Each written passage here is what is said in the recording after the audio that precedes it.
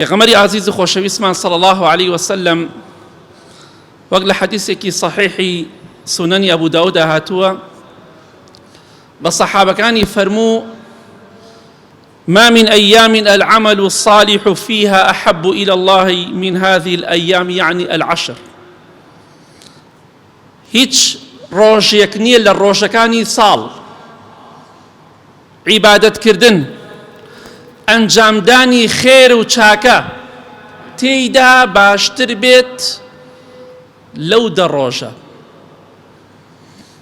کە خۆمان پێی دەڵێن نۆمینەی حاجیان لەگەڵ ڕۆژی جەژن. هەر چاکەیەک بکەی لەو ڕۆژانەدا ئیتر بزانە ئایا ئەم ساڵ دووشەم دەست پێیەکە یا سێشەم تەئکید خۆیەتی بەس دووشەم ئایا مانگ بیستنەوە یا سیە ئەوە والله ئەعلەم. ئەتوانن متابعە بکەن و پرسیارکەن ئاساییە.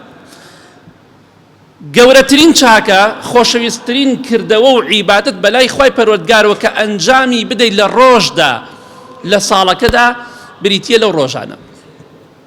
وتیانەی پێغەمبەری خوا صلی الله عليه وسلم جیهادکردن لە پێناو خواشدا بەقەت ئەوە خێری نییە کە تۆ لەو دە ڕۆژەدا چاکە و عیبادەت ئەنجام بدەی.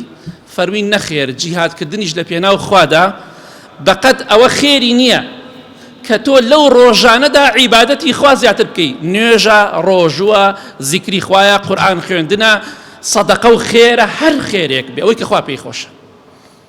ڕۆژێکە گەورەترین ڕۆژن، لە ڕۆژەکانی ڕەمەزانیش گەورەترە وەکو ڕۆژەکان.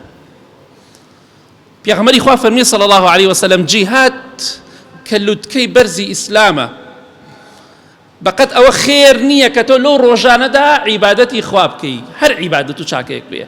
ئیلا چیە دەتوانێت چاکەکانی بەقەت چاکەی ئەو ڕۆژە بێ ئەو کەسەی خۆی و ماڵ و سەروەت و سامانی ببا و بڕاتە جیهاد و تێکۆشان لە پێناو خوادا نەخۆی بگەڕێتەوە نە ماڵەکەشی هەمووی تیا بچێت. ئیلا مەگەر ئەو کەسە چاکەی هەبێت بەقەت چاکەی ئەو کەسانی کە لەو دە ڕۆژەدا عیبادەتی خوا دەکەن.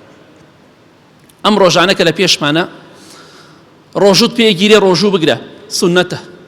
ئەوەندەیشی پێت کرا ئەگەر ڕۆژوشت پێ نەگیرا دەتوانی قورئان بخوێنی گوێ لە قورئان بگری، دەتوانی زیکری خوا بکەی، دەتوانی خێر و سەدەقە بکەی، دەتوانی قورئان بخوێنی. ئەوە بەڕاستی نیعمەتێکی گەورەیە و لەوانەیە بۆ هەندێکمان کۆتا ساڵ بێت.